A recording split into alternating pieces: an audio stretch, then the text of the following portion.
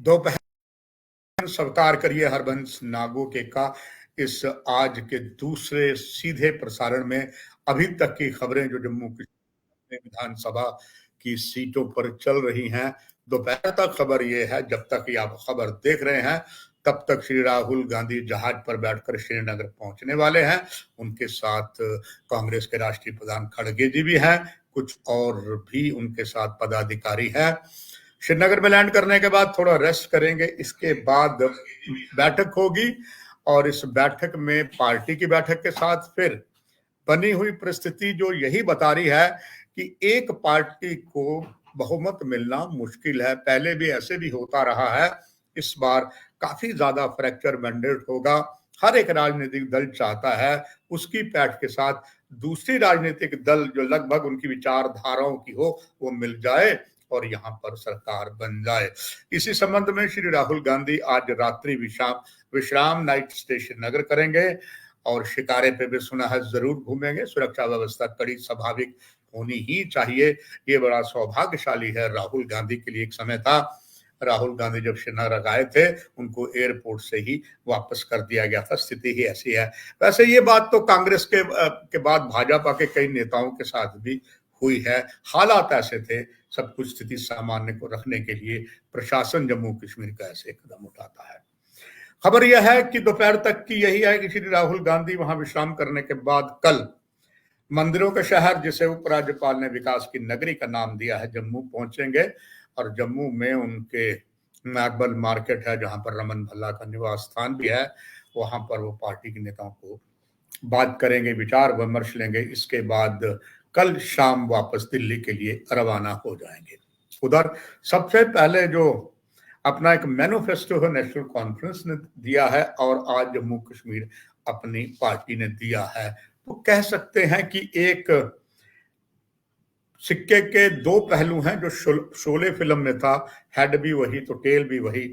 अपनी पार्टी ने भी मैनिफेस्टो किया है। नेशनल कॉन्फ्रेंस कहती है हम आपको 300 मेगावाट बिजली देंगे और यूनिट देंगे, और अब अपनी पार्टी ने कहा 500 यूनिट देंगे।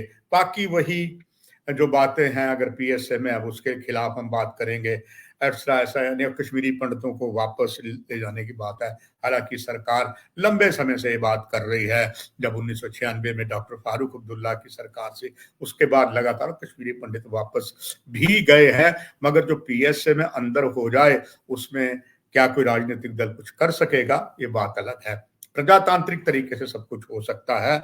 और इधर अब जो सांसद बन चुके हैं, हम अगर तिहाड़ जेल में हैं रशीद साहब, उनकी पार्टी में कुछ लोगों ने ज्वाइन भी किया है। दक्षिण कश्मीर के एक बड़े सिख नेता अच्छे थे, डॉक्टर हैं, वो पहले पीडीपी में थे और उन्होंने वहां से त्याग पत्र देकर डीडीसी के चेयरमैन या पदाधिकारी भी रहे हैं, उनकी पार्टी को ज्वाइन कर गए हैं और वो भी अब चुनाव में कूद गए हैं। और अब ऑनरेबल कोर्ट ने कहा है संबंधित एजेंसी को कि बताइए इन्होंने बेल मांगी है, दी जाए या ना जाए। यानी कि इस बार विधानसभा के चुनाव समीकरण बड़े इंटरेस्टेड होंगे, उस बारे हम आपको लगातार बताते रहेंगे। खबर तो ये भी है, जहां तक भारतीय जनता पार्टी, जैसे मैंने कहा कि सबसे बड़ा राजनीतिक जहाज है तो भारतीय जनता पार्टी का है।